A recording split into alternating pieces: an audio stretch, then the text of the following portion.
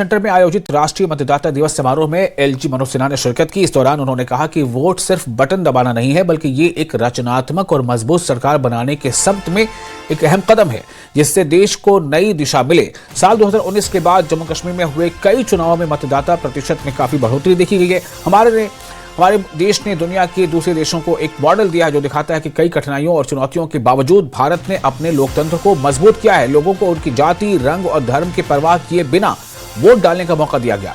पहली बार जम्मू कश्मीर के लोगों को वोट डालने का समान अधिकार मिला है। दूसरे राज्यों में कुछ पार्टियों ने सवाल उठाए, लेकिन जम्मू कश्मीर चुनाव के दौरान किसी ने भी चुनाव की निष्पक्षता पर कोई सवाल नहीं उठाया।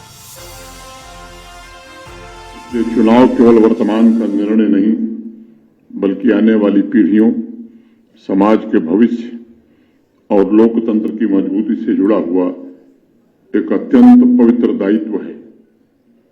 निजी तौर पर मेरा व्यक्तिगत विचार है कि एक वोट सिर्फ मशीन पर दबाया गया बटन नहीं है, बल्कि यह नागरिक की इच्छा, उसके सपने, उसकी आकांक्षाओं, उसके संकल्प की अत्यंत प्रभावशाली अभिव्यक्ति भी है।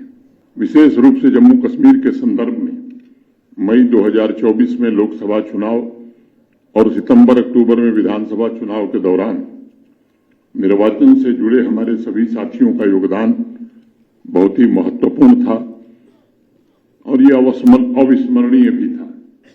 हम सब जानते हैं कि 2019 की तुलना में विशेष रूप से घाटी के अंदर 2024 में चुनावी भागीदारी में बड़ी मात्रा में बढ़ोतरी देखी गई।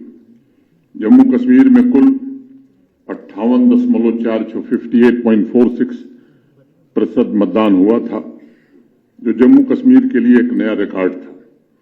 विधानसभा चुनाव में 63.88 मतदान हुआ, जो मजबूत लोकतांत्रिक भावना और नागरिक सहभागिता का स्पष्ट प्रमाण है। इस अवसर पर मैं जम्मू कश्मीर की युवा पीढ़ी और उन नागरिकों को विशेष रूप से बधाई देना चाहता हूं, जिन्हें दशकों बाद पहली बार अपने मताधिकार का पूर्ण अवसर प्राप्त हो सका।